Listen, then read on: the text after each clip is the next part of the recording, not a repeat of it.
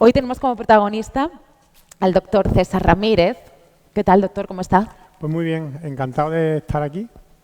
La verdad que, perdonad la demora, que llega un poquillo tarde, no me gusta, pero bueno. Bueno, pero hay veces... Estaba trabajando y ya está. Es precioso el sitio, la verdad. Yo cuando me dijeron el domo, digo, el domo, ¿qué es el domo? ¿No? ¿Qué domo? El duomo es, pero es verdad que es como un duomo, ¿no? Totalmente. Es una cosa maravillosa, es muy bonito y encantado de estar aquí, de poder pues ayudar en este cumpleaños, en esta celebración, que son 10 años, que yo lo he vivido los 10 años como malagueño que soy, y para mí es un honor estar aquí, porque bueno, la fundación está ligada a la ciudad, estoy ligado a la ciudad y es una cosa muy bonita para mí. La fundación, de fundación a fundación, ya saben que el doctor es también el creador y el presidente de la Fundación Bisturí Solidario, de la que hablaremos. Hoy tenemos muchas cosas que hablar y me van a permitir, queda muy mal educado, pero tengo aquí el móvil, simplemente porque tengo la mala costumbre de no llevar reloj, y también porque podría estar hablando con el doctor muchísimo tiempo y no le queremos robar solamente el tiempo justo. Decía que el doctor es el presidente de la Fundación Bisturí Solidario, que además también es jefe del Servicio de Cirugía General y Digestiva del Hospital Quirón Salud Málaga desde el año 2009. Y quiero empezar un poco dándole la enhorabuena por lo más reciente, porque hace tan solo unos días pasaba por San Francisco, donde se convertía en nuevo miembro del Colegio Americano de Cirujanos, que es la sociedad quirúrgica más grande y prestigiosa del mundo, y tenemos la suerte de tener ahí un malagueño en esa sociedad. Así que enhorabuena y felicidades, doctor. Muchas gracias. Hoy tenemos como reto charlar sobre los nuevos retos de la medicina. Y es el título que tiene esta charla, pero a mí me gustaría que para hablar de retos, para hablar de avances, de lo que viene, empezásemos por el principio, por la base. ¿Usted ha querido ser médico desde siempre, doctor? Desde siempre, desde pequeño. Y además creo que eso es una de las cosas que yo intento reivindicar siempre, ¿no? De que la medicina es una profesión de dedicación y de vocación y que en la vocación es difícil adquirirla.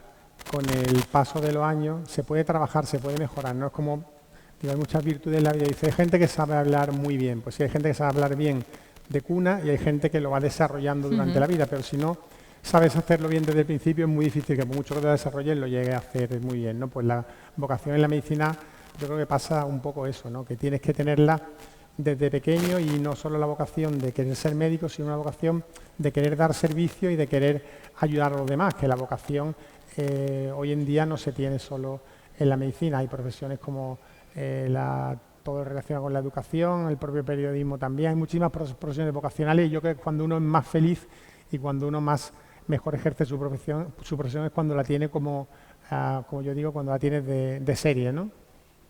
Y esa vocación al final también implica compromiso y sacrificio. No sé si usted cuando decidió que quería ser médico tenía tan claro que al final iba a suponer ese compromiso que al final ha ido desarrollando a lo largo de su carrera como doctor, pero también como después al frente de la fundación, y ese sacrificio que implica al final cualquier vocación también. Sí, al final, como tú dices, las palabras vocación y compromiso son dos caras de la misma moneda, ¿no? Y el compromiso en la medicina tiene una particularidad distinta al resto de las profesiones, que es que tú no estás tratando con otra cosa, ni más ni menos que la salud de las personas. Y la salud al final es lo más valioso que todos tenemos, porque la salud es algo que lo tenemos todos los días, pero no nos damos cuenta de lo que vale hasta que dejamos de tenerla. Es decir, estar sano todos los días y levantarte, hacer tu vida normal es una cosa a la que finalmente terminamos de dejar de darle valor hasta que realmente nos ponemos malos. Cuando nos ponemos malos sabemos lo que es la carencia de la salud, pero con cualquier resfriado, cualquier fiebre, cualquier cosa que nos haga salirnos de nuestra rutina, ¿no? Entonces, esa es la responsabilidad que tenemos los médicos y la salud de las personas es lo más valioso que las personas tienen. Por tanto, si lo más valioso que una persona tiene, tú eres el depositario de ello, tienes que entenderlo como eso, como un compromiso absoluto y como algo que tiene que estar pues por encima de cualquier otra cosa que tú tengas que hacer en tu vida o quieras hacer. Y así es como yo entiendo que la vocación, el compromiso y la solidaridad, que son todas la misma palabra, en el fondo tienen que regir la vida del médico. Es verdad que mucha gente me dice a lo mejor que yo soy un poco exagerado en mi forma de entender la... Claro, ahí va, doctor. Bueno, pues yo la entiendo así y respeto y me encanta que haya mucha diversidad en la forma de entender la profesión médica y por eso hay tantísimas especialidades dentro de la medicina que se pueden ejercer también haciéndolo uno compatible con su forma de entender la vocación de servicio a los demás. Yo elegí la especialidad de cirugía, en la cual pues todo esto que te hablo del compromiso tiene una vuelta de tuerca más, ¿no? Que al final existe una relación causa-efecto directa entre el bien que tú puedes generar al paciente, pues lo generas con tus manos ejecutando actos que dirigen tu cerebro, con lo cual tienes todavía una responsabilidad más directa, y esa responsabilidad más directa implica a su vez más compromiso, más voluntad de querer hacer las cosas bien y más autoexigencia. Así es como yo lo entiendo, y mucha gente es verdad que me ve y me dice: hay que ver este hombre, la vida que lleva, que está todo el día trabajando. Yo no quiero que a la gente le dé ninguna pena de mí. Yo soy muy feliz con lo que hago, cómo lo hago, y es la vida que yo he elegido, ¿no? Y así es como entiendo y veo lo que es el compromiso y la vocación de la medicina y de la cirugía en mi caso, ¿no? Si me permite el comentario, César, el comentario personal, y ahora que has referido a su madre, le iba a decir de casta le viene al galgo, ¿no? Yo que estaba diciendo que quería empezar por la base, por los mimbres, ahí hemos visto, ¿no? Es con ese mensaje que le dice su madre, ese compromiso del que hemos empezado a hablar. Volviendo a España, doctor, ya ha dicho la fecha, ¿no? en la que se licenció, en la que estudió medicina en Málaga. ¿Cómo diría que no sé si mejorado, entiendo que sí, pero cómo ha evolucionado la profesión médica en los últimos años, doctor? La evolución ha sido espectacular. Es decir, yo, además, luego ya, aunque parezcan historias del abuelo Cebolleta, pero siempre le cuento a mis pacientes que yo, cuando empecé en el servicio de cirugía de Carlos Haya en el año 1995, de residente primer año, los residentes hacemos la presentación de las sesiones clínicas, y dije: pues ayer hemos visto en la urgencia un paciente mayor de 63 años, y me miró mi jefe, que era el profesor de la Fuente, Perucho, que es un hombre al que le he tenido muchísimo cariño, y me dijo: César, pues en esa época una persona se podía decir que era mayor cuando se llegó a 65 años. Hoy en día estamos 30 años después, pues yo hace 30 años que empecé en la medicina, y estamos viviendo ya que existe. Antes hablábamos de la tercera edad, hoy lo que existe ya es la cuarta edad de la vida. Personas de más de 75 años que son intelectualmente plenos, absolutamente independientes para todo tipo de actividades diarias, que siguen trabajando y que son capaces de seguir produciendo y en actividad para la sociedad, ¿no? En eso es una de las primeras cosas en las que hemos evolucionado. Hemos ganado en cantidad y en calidad de vida, que es más importante, ¿vale? Hoy en día la edad de vida media, los años de vida media que tiene un hombre en nuestro país están en los 82, 83 años, y la mujer está en 85, 86 años. Ese es el primer gran reto que ha dado nuestra sociedad en los últimos 30 años, ¿no? Que vivimos más y podemos hacer que la gente viva más y mejor, ¿no? A nivel de mi especialidad, por ejemplo, de la cirugía, pues hace 30 años era impensable que una persona con 70 años o con 75 tú lo pudieras plantear operarlo de un tumor de esófago, un tumor de páncreas. Hoy en día podemos operar a personas de 80 años si tienen una buena calidad de vida, con absoluta seguridad y con prácticamente los mismos resultados en salud que lo podríamos hacer con una persona de 55 o 60 años. Y eso es porque hemos procurado que la gente viva más, que viva mejor, y nosotros también hemos evolucionado en la forma de hacer las cosas y en que la tecnología ha tenido también un desarrollo brutal en los últimos 30 años, ¿no? Claro, eso le quería decir, porque obviamente la investigación es clave en todo, pero en la medicina, por supuesto, en cualquier ámbito científico, y la investigación unida también a la innovación, a la tecnología, pues hace que haya técnicas pues menos invasivas o que se permitan a lo mejor pues diagnósticos que hace algunos años también eran complejos. ¿Qué es lo más prometedor que tenemos un poco más cercano en el tiempo y que vamos a ver, espero que los veamos todos en la próxima década, doctor? En lo que es la cirugía y... En su especialidad, claro. Y además como, digamos, cosa extrapolable a toda la medicina, ¿no? Hace 30 años, ya digo, yo puedo hablar con la perspectiva de hace 30 años, no operábamos a los pacientes, sino era con incisiones que iban desde aquí arriba hasta aquí abajo, abrir entero. O de aquí a aquí. Hoy en día, por ejemplo, pues cánceres como el cáncer de colon, que es el más frecuente en nuestra sociedad, lo podemos hacer con incisiones así de pequeñitas, algunos de ellos, no todos, y con una seguridad absoluta de que los resultados son los mismos. Es decir, la tecnología nos ha permitido hacer incisiones más pequeñas, con lo cual los pacientes se recuperan antes, tienen menos dolor y tienen unos postoperatorios totalmente distintos. Es verdad que hay muchas cirugías que no se pueden afrontar, sobre todo cirugía oncológica, de esa manera, pero que es la cirugía que llamamos funcional, la cirugía de procesos benignos, de la vesícula biliar, del apéndice, una hernia de hiato, la hernia inguinal, que no son lo que más operamos en África. Eso hoy en día el 95% lo hacemos por cirugía mínimamente invasiva y los pacientes están de alta en el mismo día o al día siguiente y en 8, 10, 12 días haciendo una vida relativamente normal. Ese ha sido un gran progreso de lo que es la medicina, lo que es la cirugía, y todo eso se debe básicamente al desarrollo de la tecnología. Hoy en día se está dando una vuelta de tuerca más a eso, que es pues eso mismo que hacemos nosotros todavía de pie delante del paciente, pues que lo hagamos sentado en una videoconsola y que lo hagamos por medio de un robot, ¿no? Pues es algo realmente atractivo y que, aunque los resultados en salud para el paciente no difieren mucho a cuando lo hacemos pues por cirugía de pequeñas incisiones, porque las incisiones son las mismas, sí que para el cirujano es más cómodo, te permite ver mejor.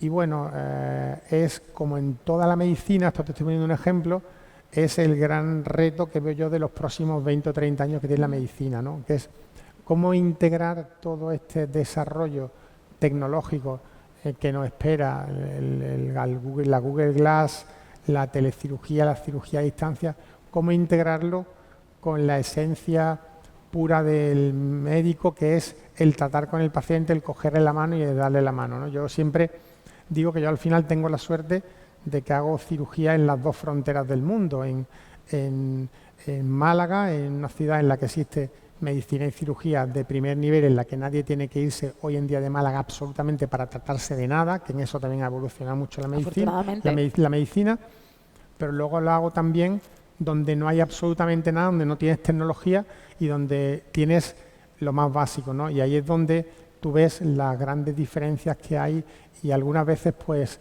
tienes que tener la cabeza muy bien estructurada para que no te cree ningún tipo de conflicto ético, por no ser un terreno por el que no quería ir. Pero sí que es verdad que el gran reto de la medicina en los próximos 20 años es cómo integrar todo el desarrollo, todos los avances que la tecnología va a poner a nuestra disposición, con que la medicina no se deshumanice y no pierda su esencia de personas que tratan con personas, que se sientan al lado de personas, que hablan de forma directa como tú y yo estamos hablando, y que somos seres humanos unos con otros, no es el gran reto. De hecho, quería sacarle el tema de la inteligencia artificial, ahora se lo saco, pero ahora que está hablando de la deshumanización, hace unos días leía una entrevista que le hacía un compañero en prensa y precisamente destacaba este titular, ¿no? que usted decía que la medicina o gran parte de la medicina actual está viviendo una deshumanización, y yo precisamente le quería preguntar por los dilemas éticos, ¿no? Que se plantea también la medicina, que al final es mucho de tocar, ¿no? de ese tú a tú. ¿Qué dilemas éticos se plantean cuando a lo mejor pues tecnologías como la propia inteligencia artificial, que puede ayudar en mucho, o la telecirugía, por decirlo de alguna manera, que se plantean ahora? No sé si hay mucho conflicto ético ahora mismo en la profesión de decir hacia dónde vamos a ir, porque al final van a ser como robots, ¿no? Si estamos operando en remoto. Claro, más que conflicto ético es decir qué es lo que va a pasar aquí, ¿no? Claro. A qué a lo que nos estamos enfrentando.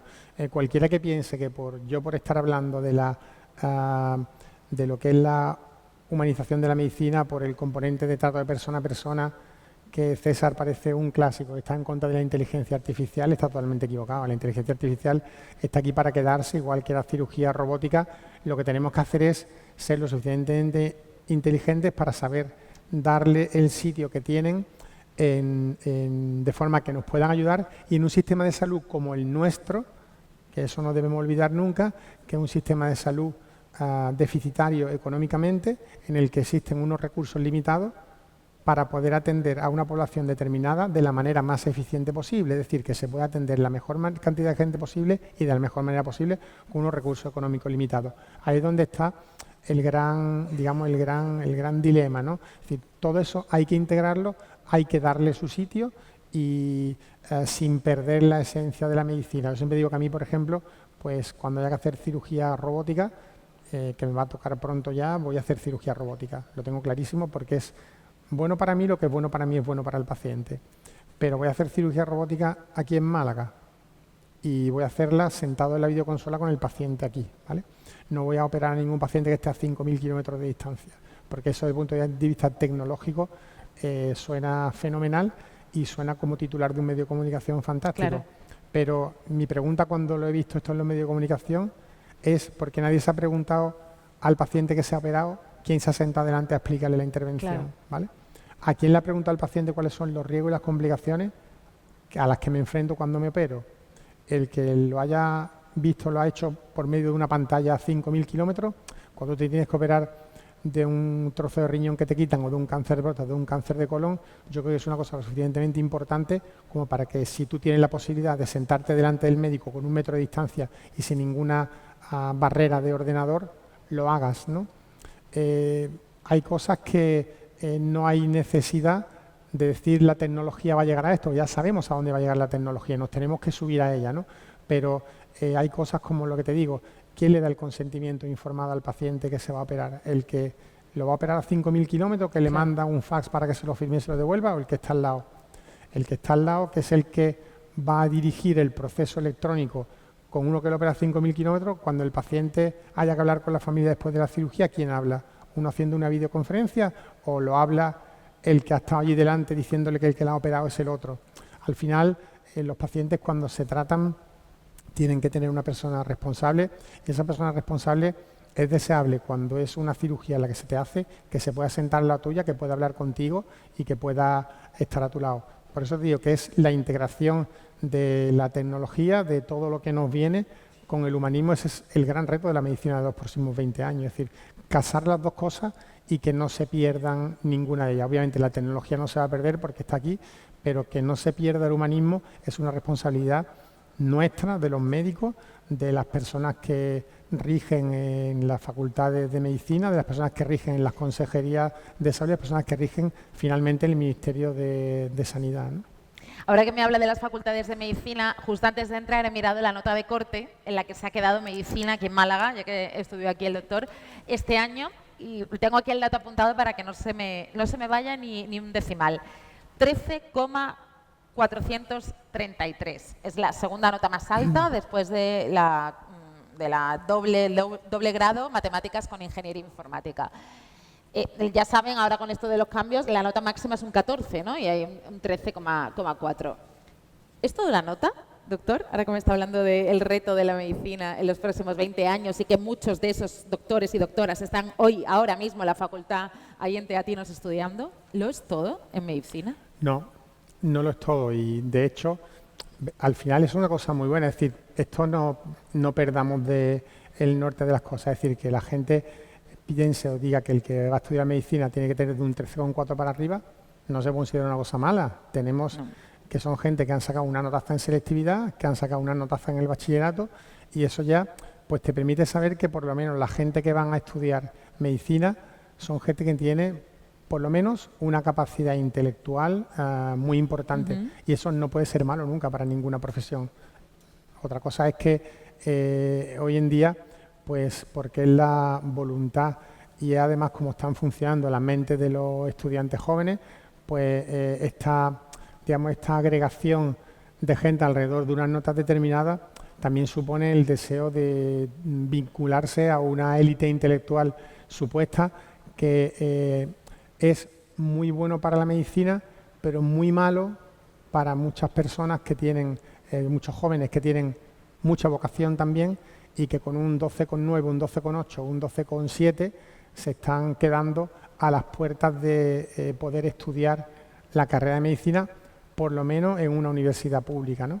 Que yo estudié además en la Universidad de Málaga y yo eso siempre lo digo. Es verdad que hay carreras para las que la gente no puede estudiar en Málaga y se tienen que ir fuera. Yo, si alguno de mis hijos quiere ser médico, que el mayor tiene 16 años y no quiere saber nada de la medicina, pero el mediano y la niña parece que dice que quiere ser médico, desde luego estudiar en Málaga no solo no es inferior, sino que es equiparable o mejor que estudiar en muchos otros sitios. Yo no le recomendaría a ningún hijo mío médico que quiera ser médico que se fuese de Málaga para estudiar medicina, por ejemplo. Es decir, es maravilloso estudiar aquí en nuestra facultad, donde yo me he formado también aquí en Málaga, en el Hospital Regional. Es decir, en Málaga tenemos todo para poder ser buenos profesionales en ese sentido. A la vista está. Pero volviendo al debate de la nota, es verdad que todo esto que decimos de una nota de corte con unas plazas limitadas de acceso a medicina se casa con las expectativas que hay de la necesidad de especialistas que va a haber en los próximos 15 o 20 años por jubilación de profesionales y porque realmente en nuestro país faltan especialistas, ¿no? Entonces, balancear todo esto, pues es también un poco responsabilidad de las autoridades y en este sentido, aunque parezca algo paradójico y cada vez se habla más y esta vez más sinergia entre lo público y lo privado, ¿no? Son precisamente gente con 12,7, 12,8, 12,9, 13 que no pueden estudiar en universidades públicas porque no le dan nota de corte a nivel nacional en ningún sitio. Curiosamente, muchos de ellos, los que se los pueden permitir sus familias, están estudiando en universidades privadas y formándose como médicos en universidades privadas, ¿no? Con lo cual, fíjate qué paradoja más curiosa, ¿no? Que al final una cosa que es tan de vocación y de servicio a los demás y que podríamos hasta decir que es de servicio público, Es servicio público. Claro. Se está salvando y se están metiendo mucha gente con vocación de verdad gracias a la aportación que están haciendo las universidades privadas, Claro, ¿no? Por eso el tema de las sinergias al final no es una cosa teórica, es una cosa realmente práctica y viene a paliar un poco también el déficit estructural de especialistas que pueda haber a nivel del país, ¿no? Es decir, que al final se trata de sumar y si tú me dices a mí, al final también por comentarte, pues muchos médicos buenísimos que yo conozco hoy en día, jefes de servicio de hospitales públicos, hoy en día no hubieran podido estudiar medicina. Cuando yo estudié medicina, y ojo, yo saqué un 9,5 en la selectividad y saqué muy buenas notas y hoy en día hubiera entrado, hubiera entrado también. No lo ponemos en duda, César hubiese entrado. Pero se entró en medicina en 1987 en Málaga con un 5 en la selectividad en septiembre, ¿vale? Eso es verdad, eso no es una cosa que yo me estoy inventando, porque además es que obviamente no, pero que tengo amigos y compañeros y son unos médicos magníficos, ¿no? Y digo, hay que ver esta gente que hoy en día no habrían podido estudiar medicina, ¿no? Pues eso también mueve a una reflexión, pero claro, ¿cómo controlamos el tema de la vocación? Por una entrevista personal, con lo inteligente que son la gente, vienen y te dicen que tienen la vocación más grande del mundo porque quieren ser médicos, pero esa vocación real luego, cuando tú ves lo que eligen los médicos que sacan las notas más altas en el MIR, no son precisamente las especialidades que exigen más tiempo, más dedicación, sino aquellas en las que teóricamente puedes tener una mejor calidad de vida y además la gente buscan también asociar la calidad de vida a ganar más dinero. Entonces, el médico tiene que estudiar para tener más calidad de vida, eso es lo que tiene que buscar el médico cuando se forma. Pues no, pero ahí también hay que integrar otro factor más, que es el factor de que no podemos pensar que las nuevas generaciones piensan como nosotros. Ya, eso es un debate apasionante, ¿eh? Este es un debate apasionante y es una reflexión muy buena. Esto de esa vara de medir, ¿no? Es decir, es que no podemos pensar que a lo mejor la gente que está ahora mismo en la facultad quiere lo mismo que queríamos nosotros cuando empezamos a estudiar. A lo mejor lo que yo lo que tenemos que empezar a asumir es que los que nos van a tratar en los próximos 15 o 20 años son unos técnicos maravillosos, mentes brillantísimas, que no tienen ese componente de dedicación y de vivir la profesión como yo la he vivido, pero que es que a lo mejor lo que toca es que la profesión hay que vivirla de otra manera. Y esto al final, si tú no analizas, pues dices, yo digo muchas veces, César, es que esto a lo mejor es la forma de evolucionar la sociedad, es que la medicina va a ser así en el futuro, por mucho que tú te niegues a querer admitir que sea así una cosa que tú has vivido como algo muy básico desde tu vocación y de tu dedicación a los demás, pero al final, igual que antes nos sentábamos a la mesa con nuestros padres y charlábamos y hablábamos, y hoy en día tenemos que coger y obligar a nuestros hijos a poner los dispositivos boca abajo, a quitarles los iPads, a quitarles los teléfonos móviles, porque si no, va a cualquier restaurante y ve una mesa y son 5 personas autistas con los dispositivos, con los teléfonos, ¿no?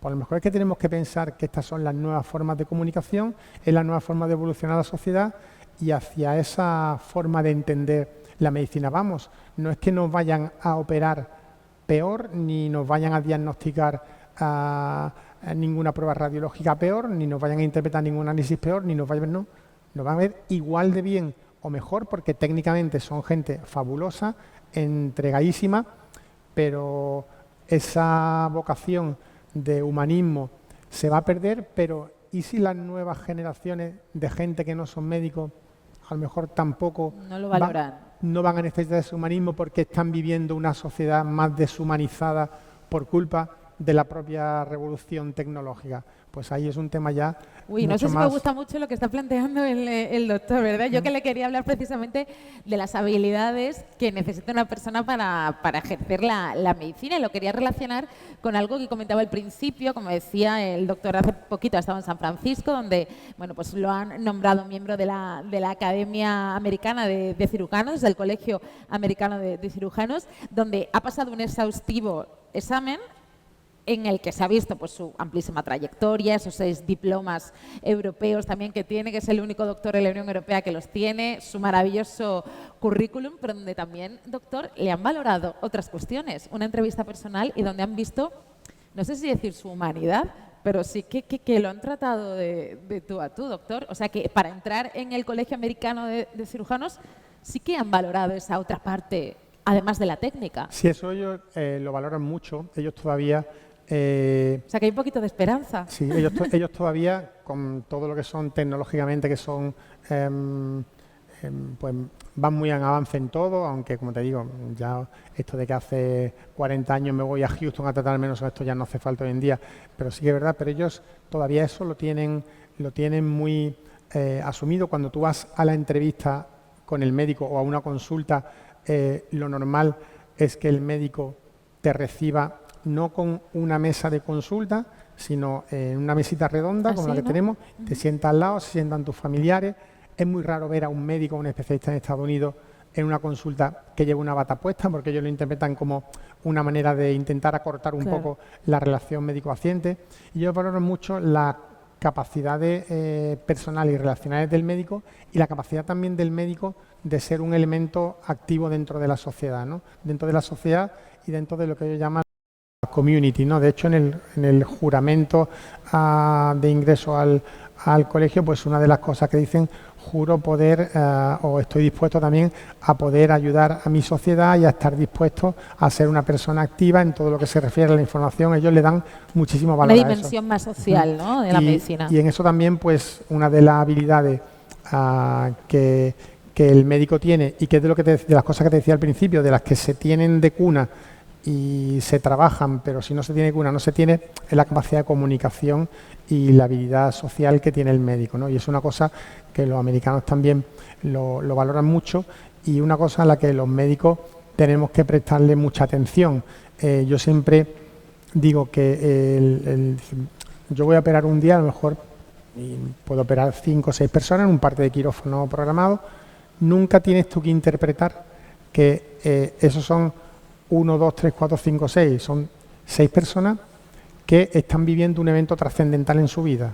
Porque yo, cuando a un paciente le pregunto, que viene a la consulta: ¿ustedes se han operado de algo?, son capaces de relatarme todas las cosas de las que se han operado. Entonces, cuando un paciente va a una cirugía, tú no lo puedes interpretar como un acto más de los que tú haces dentro de una rutina. Tienes que interpretarlo como una situación o un evento trascendental en la vida de la persona. Y en ese sentido también lo es la entrevista médica cuando el paciente viene a tu consulta. Es un rol, un papel que nunca se puede perder, y yo siempre digo que hay que atender al paciente como a ti te gustaría que te estuvieran atendiendo, claro, de otro lado, o como si tiene 83 años, como si fuera mi madre, o si tiene 52, como si fuera mi hermano, o si tiene 20 o 22, pues como si fuera mi hijo, ¿no? Y es una cosa también que nunca se debe perder de vista, y que todo esto integra lo que son las habilidades sociales y de comunicación del médico, que yo creo que es una cosa fundamental. Y como te digo, esto sí que se tiene de cuna, ¿eh? Esto se tiene de cuna o no se tiene. Yo he tratado con muchos compañeros míos que tú sabes que son muy brillantes, sí, pero que no tienen. Yo creo que hemos ido todos, ¿no?, alguna vez al médico de la comunicación, pues no. Y es verdad que es una cosa que se puede mejorar, que se puede trabajar, pero que yo creo que se tiene mucho de cuna. Al final, Esta charla se titula Los nuevos retos de la medicina, y charlando con el doctor me estoy dando cuenta que el nuevo reto entonces al que nos enfrentamos obviamente es técnico, es tecnológico, ahí está, pero que quizá el nuevo reto también es de empatía, es de trato de ser humano. Claro, claro, al final son la integración de lo que es la parte empática, humana, ponle el nombre que tú quieras, con la parte tecnológica. Ese es el futuro, ¿no? Está claro que la parte tecnológica, como he dicho antes, va a estar siempre arriba. Esto va a ir cada vez a más. Y lo que tenemos que procurar nosotros es que la otra parte no se quede, que la otra parte, o por lo menos que se pierda lo menos posible, que no se pierda más de lo que se está perdiendo. Y yo creo que ese es el gran reto. Seguir, si queremos un titular, el gran reto de la medicina en el futuro es que siga siendo una ciencia humana, ¿no? Que siga siendo ciencia humana, que no sea una ciencia tecnológica por encima de lo humana, que siga siendo una ciencia humana que se aprovecha de la tecnología. Yo antes de cerrar, hemos empezado la charla en África, hemos vuelto a España, pero antes de cerrar me gustaría volver a África, doctor, porque tiene campañas proyectadas también. Leí algo también de un proyecto en Mozambique. Ahora mismo, ¿en qué punto se encuentra ese proyecto ambicioso que tiene la Fundación Bisturí Solidario en Mozambique? Pues mira, en Mozambique, en África es todo muy complejo, sí, ¿vale? Entiendo. Pero complejísimo hasta tal punto de que, por ejemplo, ahora hemos comprado este año 3 respiradores para 3 hospitales distintos de África, y además que poder hacerlos llegar allí, pues te cuesta el doble de dinero de lo que es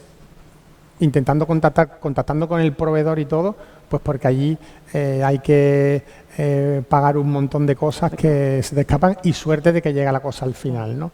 Bueno, pues aparte de los proyectos de inversión en tecnología, que también vamos a equipar en un hospitalito de Liberia, un quirófano completo también, tengo el proyecto de Mozambique, construir un hospital, entre comillas, que allí un hospital es una estructura con 4 habitaciones, que esté medio en condiciones, en la cual tú pones una camilla, llevas tecnología de aquí, pero que se puedan operar personas, que haya una habitación luego para que se queden, que haya un respirador, ¿no? ¿Qué pasa? Que te presentan el proyecto, y cuando te presentan, que me mandan el proyecto, me mandan un folio en blanco, un folio con 4 columnas en las que pone no sé cuántos cientos de millones de la moneda local de allí, que son monedas muy devaluadas, para hacer la construcción, y no sé cuánto. Esto no puede ser así, es decir, tú me tienes que a mí que mandar una cosa más seria, y esto tenemos que coordinarlo por medio de una empresa más seria, y allí sí que me gustaría, porque Mozambique es un país tremendamente pobre, que pudiéramos hacer una estructura física que no hemos hecho todavía en ningún lado, pero un proyecto que todavía bastante en desarrollo, porque en África las cosas cuestan muchísimo. Ahora mismo estamos centrados en lo que yo llamo la microequipación tecnológica, es decir, comprar bisturí eléctrico, respiradores, comprar material instrumental quirúrgico para distintos sitios, y en la parte formativa, amén de lo que es, pues ahora que vamos a Nigeria, a Abuya, que es la segunda ciudad más importante de Nigeria, un pueblecito, pues que llevamos casi 700 kilos de equipaje para poder operar a la gente, que esto también exige un esfuerzo de coordinación, de buscar el material, de pedirlo, de logística de vuelo, de coordinación local, de que te busquen los pacientes. Este ya es el trabajo, digamos, base, que ya asumimos que tenemos que hacer, pero todo lo demás son factores de crecimiento. ¿Recuerda la sensación que tuvo la primera vez que fue a África? ¿Cómo fue? Un shock. Y todavía lo sigo teniendo, una cosa que no se pierde, pero ya vas un poco preparado para lo que te vas para allí.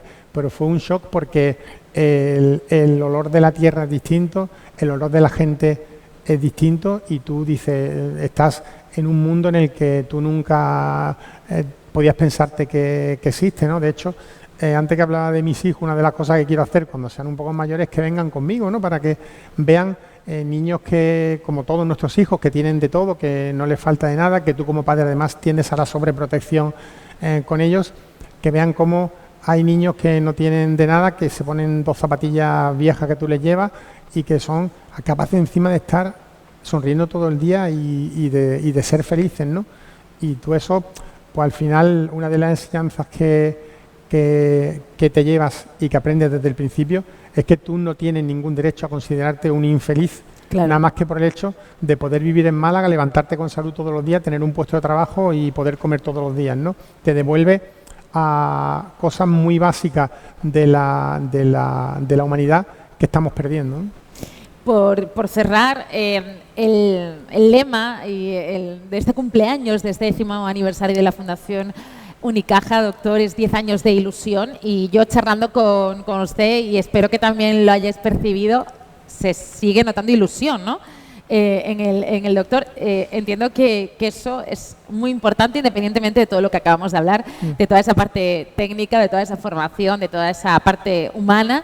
Es la ilusión, sigue teniendo ilusión cada mañana cuando llega al hospital, cuando está preparando el próximo viaje a África, cuando puede decirle a una familia que ha operado y que a su familiar y que ha salido bien. ¿Sigue sintiendo esa misma ilusión? Absolutamente, porque yo tengo la suerte de tener una mujer maravillosa. Mi mujer es médico también, es endocrinóloga, y es una bendición del cielo para mí y para mi familia. Tengo 3 hijos maravillosos, pero yo he elegido mi desarrollo personal y el desarrollo de mi vida a través de mi vocación y de mi esfuerzo, que es y de mi trabajo, que es el de la medicina. Entonces, todas las mañanas tengo la suerte de decirme a mí mismo, joder, qué rollo tiene que ser el que se levante por las mañanas, tenga que ir a trabajar y no le guste su trabajo. Eso tiene que ser, tiene que ser un rollo. Pues yo estoy súper feliz todas las mañanas de levantarme, porque lo hago con la esperanza, con la ilusión de que voy a poder ayudar a la gente, pero lo mismo que aquí en Málaga, lo mismo que cuando ahora nos vamos el 22 de noviembre a Nigeria, que lo veo ya después de 16 campañas con la misma ilusión que la primera, sabiendo además que es un sitio nuevo en el que no he estado y en el que tengo además, por como me lo han planteado, que va a ser un proyecto muy bonito, pero es la misma ilusión que tengo todas las mañanas cuando me levanto por las mañanas. Eso además yo creo que no se debe de perder en la vida del médico, porque no todo el mundo tiene... Nosotros somos unos privilegiados por poder todas las mañanas saber que a lo largo del día le vamos a ayudar a alguien a mejorar la salud, que es lo más importante que tiene, como he dicho antes. Entonces es una cosa que no se debe perder. Y si tú tienes eso como tu punto de partida del día a día, pues para mí la vida como médico es una vida muy bonita, la verdad. Antes que usted hacía referencia a su madre, yo le decía de Castell y Benalgalgo, le haría ilusión entonces tener a una doctora Ramírez, ¿no? Antes que he dicho que su hija podría ir por ese camino, ¿le haría ilusión? Miento si dijera que no. Miento si dijera que no. A mí personalmente me encantaría, pero igual que te digo una cosa, te digo la otra. Yo en mi hijo César, que además tiene una cabeza mucho mejor que la mía, yo elegí un bachillerato tecnológico, va a estudiar una carrera pues que va a ser puramente técnica. Y yo valoro en él, teniendo su padre y su madre médicos, y que al final pues tú como padre sobreprotector no quieres que tu hijo sea médico para poder ayudarle, pero sabes que si tu hijo es médico, de alguna manera tú le podrás echar una manilla, ¿vale? Yo valoro enormemente en él el hecho de que, siendo su padre y su madre médicos, él no haya querido en ningún momento optar por el camino de la medicina. Además, no ha querido saber absolutamente nada nunca, ni en la casa jamás nosotros se lo hemos insinuado, jamás. Ellos también, a lo mejor, yo me pregunto a mí mismo qué parte de responsabilidad tengo yo, y en la vida que yo tengo y en lo que ellos ven que las carencias de tener a su padre físicamente al lado han tenido durante estos años, si eso tendrá algo que ver o no. Bueno, al final me consuelo diciendo que si no tienen la vocación es que no tienen la vocación. Igual que mi niña me dijo, que tiene 10 años, con 9 me dijo que quería ser una medical oncologist para curar el cáncer. Pues es un orgullo que te lo diga, porque ella ve que tú curas el cáncer en tu día a día o intentas curarlo como cirujano, pero ella te dice que quiere ser una oncóloga médica, ¿no? Pues marca un camino de que ella por ese lado encuentra una inquietud. Pues yo no estoy todos los días machacándole, Martita, tienes que ser, no, que cada uno elija su camino, porque luego la vida es bastante dura, plantea bastantes problemas, y luego, como te dije, igual que ser médico porque te gusta y porque te encanta, como para mí es una bendición del cielo, también el que sea médico y no le guste y tenga todos los días que estar lidiando con los problemas de salud de la gente y no sea un apasionado y no lo lleve bien, pues tampoco es una vida que tiene que ser muy fácil de llevar. Por tanto, tú tienes que hacer lo que a ti te guste, y desde ese punto de vista, pues yo creo que los padres tenemos que estar ahí para apoyar a nuestro hijo. Pues con esto terminamos. Yo podría estar hablando con el doctor, ¿verdad? Y podríamos estar aquí escuchándolo de toda la mañana, pero obviamente tiene otras responsabilidades que tiene que atender. Ha sido muy ilusionante, y utilizando esta palabra de la ilusión, esta charla, porque hemos visto, bueno, lo que tenemos por delante. con retos, ¿no?, que nos plantea la sociedad en general, ¿no? Se plantea muchísimos retos, obviamente la medicina no iba a ser menos, así que le deseamos un camino lleno de ilusión y que sea también por muchos años de la mano de la Fundación Unicaja. Doctor, ha sido un placer enorme. Bueno, el placer ha sido mío. Muchísimas gracias a todos los que os habéis acercado esta mañana aquí. A José Manuel, a Sergio, que ha estado antes, pero a Juanjo no lo he podido saludar cuando ha entrado, que nos conocemos hace muchos años, a Pedro, que está aquí también, en fin, Toñi, Teo, todos los que conoce, ¿no?, buena parte del público. Y para mí es un gran honor solamente poder vincular mi nombre al de la Fundación Unicaja, pues yo siempre digo que yo fui al colegio, mi padre y mi madre, no lo comentaba antes, mi padre, que en paz descanse por desgracia, pero han sido maestros de primaria, y yo de primero a quinto de EGB fui a un colegio que ya no existe hoy, que era el colegio 26 de febrero, en La Palmilla, que es donde estaba mi padre de profesor, y el colegio era, tal como tú entrabas, ponía del patronato de la Caja de Ronda, ¿no? Entonces, esos son los primeros recuerdos que yo tengo. Mi padre, como éramos malagueños, todas las cuentas nos las ha hecho siempre en Unicaja. Yo tengo todos mis productos financieros en Unicaja. Es que es religión, ¿no? Como en muchas familias, ¿no? Eso es, vamos. Y para mí poder estar vinculado mi nombre, el de César Ramírez y el de la Fundación Bisturí Solidario a la Fundación Unicaja, pues es un honor y un orgullo. Y como tú dices, siempre quisieron estar de mi lado desde el principio y yo creo que vamos a seguir un largo camino juntos y espero a los 20, a los 25 años poder sentarme aquí también para, claro, que podamos seguir aquí charlando y comentarlo. Pues por un largo camino juntos. Muchísimas gracias. Vamos a darle un aplauso al doctor. Gracias.